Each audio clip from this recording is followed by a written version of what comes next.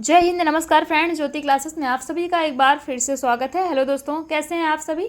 I hope आप सभी बहुत ही अच्छे होंगे, स्वस्थ होंगे, स्टडी अपनी कंटिन्यू कर रहे होंगे। चलते हैं हमारी आज की मॉर्निंग की क्लास की तरफ। सभी को सुप्रभात, गुड मॉर्निंग। देखते हैं आज के दिन क्या है कुछ खास। आज है 22 सितंबर और आज के दिन कौन सा दिवस मनाया जाता है इस पर हम चर्चा करेंगे और चलेंगे अपनी क्लास की तरफ। बट क्लास स्टार्ट करने से पहले आप सभी से रिक्वेस्ट है, चैनल पर फर्स्ट टाइम विजिट किए हैं, चैनल को लाइक शेयर सब्सक्राइब करें, अपना फीडबैक हमें दें और क्लासेस आपको कैसी लगती साथ ही साथ बताएं। और हमारे जितने भी लर्नर्स हैं उन सभी के पास इस क्लास को शेयर किया करें ताकि वो भी हमारे साथ जुड़ के अपनी स्टडी को कंटिन्यू कर सके। स्टार्ट करते हैं, देखते हैं आज के दिन कौन सा दिवस मनाया जाता है। तो सबसे पहले आप सभी को नवरात्रि की ढेर सारी शुभकामनाएं। आज नवरात्रि का प्रथम दिन है, माता शैलपुत्री का दिवस। तो आप सभी को नवरात्रि की ढेर सारी शुभकामनाएं। माता रानी आप सभी के जीवन में सुख समृद्धि शांति लेकर के आए। और साथ ही साथ देखते हैं आज कौन सा दिवस मनाया जाता है। तो 22 सितंबर को फ्रेंड्स वर्ल्ड राइनो डे मनाया जाता है। जी हाँ, 22 सितंबर को कौन सा डे मनाया जाता है, तो आज के दिन वर्ल्ड राइनो डे मनाया जाता है। इस दिवस को मनाने का उद्देश्य क्या है। राइनो मतलब जो गेंडे होते हैं उनका दिवस आज है। और इस दिवस को मनाने का मुख्य उद्देश्य क्या है, तो गेंडों की सभी प्रजातियों के संरक्षण के बारे में जागरूकता बढ़ाने के लिए यह दिन मनाया जाता है। कौन सा दिन, वर्ल्ड राइनो डे। और कब मनाया जाता है, 22 सितंबर को। इतनी चर्चा हमने कर ली कि आज के दिन कौन सा दिवस मनाया जाता है। अब चलते हैं हमारी क्लास की तरफ। तो फ्रेंड्स क्लास स्टार्ट करेंगे रिवीजन से कि हमने जो है रिवीजन देखते हैं कि हमने प्रीवियस क्लास में क्या किया था, देन हम अपनी नेक्स्ट क्लास स्टार्ट करेंगे। प्रीवियस क्लास है फ्रेंड्स, आप ये देख पा रहे होंगे स्क्रीन पर। हमने जस्ट चैप्टर 7 स्टार्ट किया था प्रोटीन, कि प्रोटीन के बारे में हमने जाना था कि प्रोटीन क्या है, प्रोटीन का हमारे लाइफ में कितना इम्पोर्टेंट रोल है, कितना इम्पोर्टेंट रोल प्ले करता है प्रोटीन हमारे लाइफ में, इसकी क्या खासियत है, मतलब क्यों हमें प्रोटीन हमारे लिए कितना आवश्यक है। ठीक है, प्रोटीन किस भाषा से लिया गया शब्द है, प्रोटीन के जनक कौन है, प्रोटीन की खोज कौन से सन में हुई। तो ये सारी चीज़ें हमने जो है प्रीवियस क्लास में कवर किया था।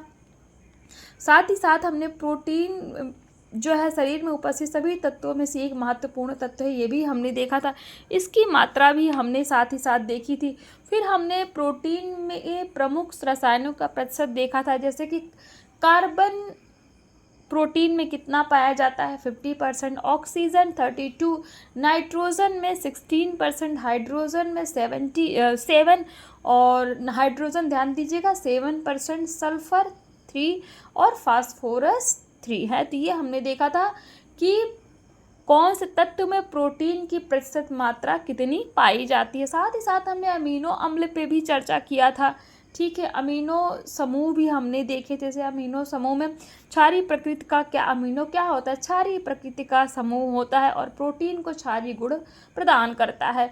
फिर हमने कार्बोक्सिल समूह देखा था, यह क्या है, यह अम्लीय प्रकृति का होता है और प्रोटीन को अम्लीय गुण प्रदान करता है। ध्यान दीजिएगा, हमने देखा था अमीनो समूह। अमीनो समूह क्या है, अमीनो समूह अर्थात NH2 ग्रुप जिसको हम बोलते हैं। अमीनो समूह का रासायनिक नाम क्या है, NH2 ग्रुप। ये क्या होता है, यह क्षारीय प्रकृति का होता है और प्रोटीन को क्षारीय गुण प्रदान करता है। वहीं अगर कार्बोक्सिल समूह यानी कि कार्बोक्सिल ग्रुप्स की बात की जाए तो यह अम्लीय प्रकृति का होता है और प्रोटीन को अम्लीय गुण प्रदान करता है। तो ये सारी चीज़ें हमने जो है हमारे प्रीवियस क्लास के माध्यम से देखी थी। और फिर साथ ही साथ हमने देखा था कि हमारे शरीर में जितने भी आवश्यक अमीनो अम्ल हैं उनके बारे में हमने चर्चा किया था, हैं जो कि क्या करते हैं, शरीर की वृद्धि एवं विकास के लिए परम आवश्यक हैं। कितने, 10 अमीनो अम्ल देखे थे। फिर हमने कुछ ऐसे अमीनो अम्ल भी देखे थे, मतलब जो 10 तो अमीनो अम्ल ऐसे हैं जो कि शरीर की वृद्धि एवं विकास के लिए परम आवश्यक है। पर उनके अलावा भी 5 अमीनो अम्ल ऐसे भी हैं जो आंशिक रूप से मतलब वो भी उतना इम्पोर्टेंट नहीं रखते, बट थोड़ा बहुत इम्पोर्टेंट वो भी रखते हैं। जैसे कौन कौन से, थायरॉक्सिन, सिस्टीन, ग्लाइसिन, टायरोसिन और सीरीन। ये क्या है, ये 5 ऐसे अमीनो अम्ल हैं जो आंशिक रूप से आवश्यक हैं। इनके बारे में हमने बात की थी। तो यहाँ तक हमारी चर्चा हुई थी हमारी प्रीवियस क्लास में। आई हो प्रीवियस क्लास का आपका एक बार क्विक रिवीजन हो गया होगा। और हाँ, साथ ही साथ हमने जो है स्टडी इवनिंग में आपको हमने एक वीडियो प्रोवाइड कराई थी, वो 2.5 मिनट्स की मैक्सिमम होगी, इतना ही था जहाँ तक मुझे पता है। तो उसमें मैंने जो भी हमने प्रोटीन के बारे में पढ़ा है ना, उसमें मैंने मैक्सिमम चीज़ें कवर की है। आपको क्वेश्चन आंसर्स भी दिए हैं एज अ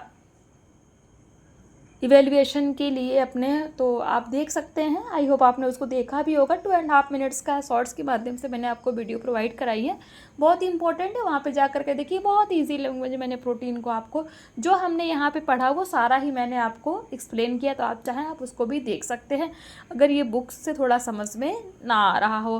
तो यहाँ तक हमारी चर्चा हुई थी। आज हम देखेंगे आवश्यक अमीनो अम्ल, तो हमने देख लिया। आज हम देखेंगे अनावश्यक अमीनो अम्ल के बारे में, तो अर्थात नॉन एसेंशियल अमीनो एसिड के बारे में। तो ये क्या होते हैं? अनावश्यक अमीनो अम्ल का निर्माण शरीर में नाइट्रोजन की उपस्थिति में स्वतः होता रहता है, यानी कि अपने आप ही होता रहता है। इन्हें भोजन के द्वारा लेना आवश्यक नहीं होता, इसीलिए अनावश्यक अमीनो अम्ल की संज्ञा दी गई है।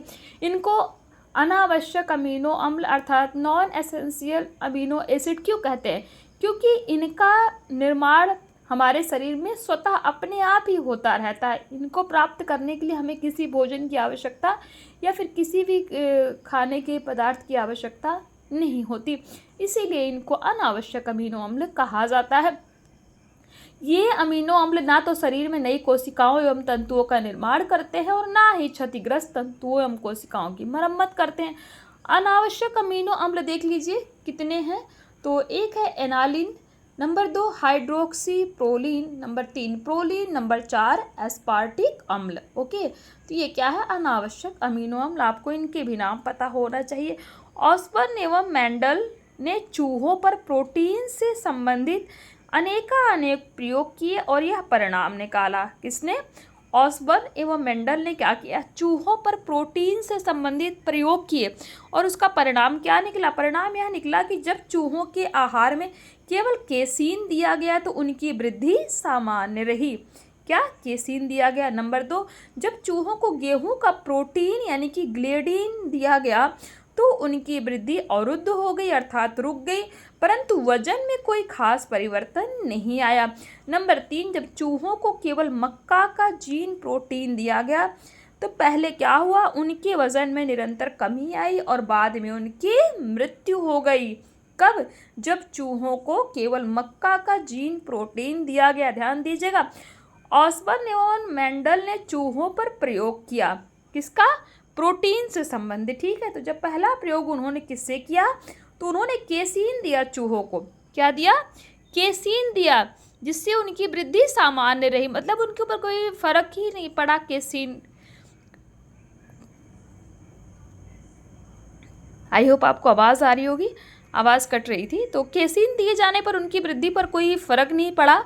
और जब दूसरा उन्होंने क्या प्रयोग किया? उन्होंने चूहों को गेहूं का प्रोटीन, क्या? ग्लिसरीन दिया। ग्लिसरीन क्या है? गेहूं का प्रोटीन ग्लिसरीन दिया तो उनकी वृद्धि अवरुद्ध हो गई, मतलब रुक गई, परंतु वजन में कोई खास परिवर्तन नहीं आया। तीसरा जब उन्होंने प्रयोग किया किसका? मक्के का जीन प्रोटीन देकर। वो तीसरी बार उन्होंने जब प्रयोग किया तो क्या किया? मक्के का जीन प्रोटीन दिया तो पहले उनका वजन में निरंतर कमी आती गई और बाद में उनकी मृत्यु हो गई। नंबर 4, जब चूहों को जीन नामक प्रोटीन के साथ साथ ट्रिप्टोफैन प्रोटीन दिया गया। क्या? ट्रिप्टोफैन प्रोटीन दिया गया तो उनका वजन सामान्य रहा, परंतु वृद्धि अवरुद्ध हो गई। नंबर 5, जब चूहों को जीन एवं ट्रिप्टोफैन के साथ ही साथ लाइसिन भी आहार में दिया गया तो उनके वजन में तेजी से वृद्धि होने लगी। इससे क्या पता लगता है? तो इससे निष्कर्ष यह निकलता है कि ग्लिसरीन के साथ साथ लाइसिन के प्रयोग से चूहे के वजन एवं वृद्धि दोनों में ही वृद्धि हुई, अर्थात ग्लिसरीन एवं लाइसिन से एक ऐसा अमीनो अम्ल की मिश्रण प्राप्त हो जाता है जो शरीर के सामान्य वृद्धि एवं विकास के लिए महत्वपूर्ण होता है। किसके? ग्लिसरीन एवं लाइसिन। ग्लिसरीन एवं लाइसिन एक ऐसा अमीनो अम्ल का मिश्रण है जो शरीर के सामान्य वृद्धि एवं विकास के लिए महत्वपूर्ण होता है। आई होप ये आपको समझ में आ गया होगा। अमीनो अम्ल के गुण देख लेते हैं, यानी कि प्रॉपर्टीज ऑफ अमीनो एसिड। तो इसके गुण क्या है? तो पहले तो ये अमीनो अम्ल सफ़ेद रवेदार यानी कि वाइट क्रिस्टल होते हैं। नंबर 2, इनके स्वाद में भिन्नता होती है। विभिन्न प्रकार के अमीनो अम्ल के स्वाद क्या होते हैं? भिन्न भिन्न होते हैं। उदाहरण, आर्जिनिन कड़वा स्वाद लिए होता है, यानी कि और आर्जिनिन जो अमीनो अम्ल होता है इसका स्वाद क्या होता है? कड़वा होता है। जबकि सीरीन, एलानिन एवं ग्लाइसिन स्वाद में मीठे होते हैं।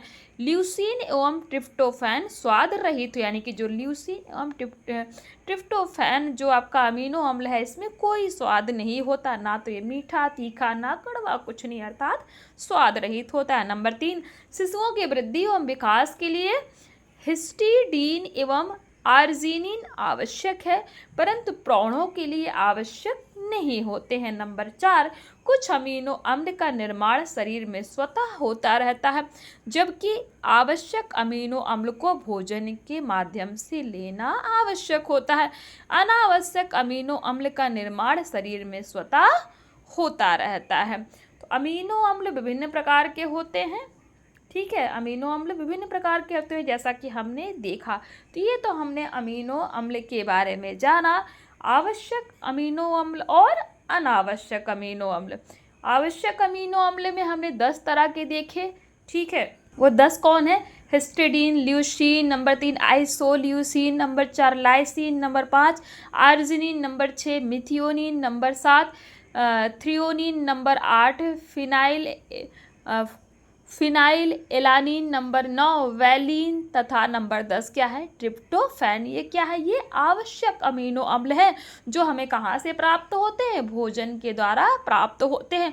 और उनमें से कुछ आंशिक अमीनो अम्ल यानी कि आवश्यक तो है बट थोड़ा कम आवश्यक हैं। कौन से कितने हैं? उनकी संख्या कितनी है? 5 है। 5 वो कौन कौन से हैं? थायरॉक्सिन, सिस्टीन, ग्लाइसिन, टायरोसिन और नंबर 5 सीरीन। ये क्या है? ये 10 अमीनो अम्ल के अतिरिक्त भी 5 अमीनो अम्ल हैं जो आंशिक रूप से आवश्यक है। और वहीं पे अगर अनावश्यक अमीनो अम्ल की बात की जाए तो कितने हैं? 4। अनावश्यक अमीनो अम्ल हमें कैसे प्राप्त होते हैं? तो हमें प्राप्त करने के लिए कुछ भी उनको करना नहीं होता। क्यों? क्योंकि वो अपने आप ही स्वतः ही शरीर में बनते रहते हैं। उनके लिए किसी भोजन की आवश्यकता नहीं होती। और उनकी संख्या कितनी है? 4। आपको ये भी पता होना चाहिए। क्या उनके नाम? Aniline, number 2 hydroxy proline, number 3 proline, number 4 aspartic अम्ल। यहाँ तक की बात आपकी क्लियर हो गई होगी। और एक पॉइंट आप नोट कर लीजिए कि ग्लियाडिन एवं लाइसिन एक ऐसे अमीनो अम्ल का मिश्रण होता है जो शरीर के सामान्य वृद्धि एवं विकास के लिए महत्वपूर्ण होता है। तो ये सारी चीज़ें हमने आज के क्लास में चर्चा की और अमीनो अम्ल के गुण देखे। ठीक है, इतना हमारा जो है आज की क्लास में इतना हमारा टॉपिक क्लियर हुआ। नेक्स्ट है हमारा प्रोटीन का वर्गीकरण। किसके आधार पर? प्रोटीन की गुणवत्ता के आधार पर। ध्यान दीजिएगा, हम पढ़ेंगे प्रोटीन की गुणवत्ता के आधार पर प्रोटीन का वर्गीकरण। तो आज की क्लास को यहीं तक करते हैं। आई होप आज की क्लास आपको समझ में आई होगी। कहीं कोई वर्ड, कोई ऐसा सेंटेंस है जो आपको समझ में ना आया हो, या फिर और कुछ है जो आपको समझ में ना आया हो, तो आप कमेंट के माध्यम से पूछ सकते हैं। आपकी हर एक क्वेरी सॉल्व की जाएगी। प्लीज़ फ्रेंड्स, फीडबैक अवश्य दिया करिए। मैं पूरी कोशिश करूंगी आपके हर एक क्वेश्चन का रिस्पांस करने के लिए और आपको हर एक जो भी आपको प्रॉब्लम्स इनसे रिलेटेड आती है उसका सोल्यूशन प्रोवाइड करने के लिए। मिलते हैं हमारी नेक्स्ट क्लास में। तब तक के लिए जय हिंद, नमस्कार। हंसते रहिए, मुस्कुराते रहिए, एक दूसरे की हेल्प करते रहिए। और हाँ, जो ये भी हमने देखा इसके लिए भी आपको जो है क्वेश्चन आंसर्स के रूप में भी ये चीज़ें प्रोवाइड कराई जाएंगी। धन्यवाद।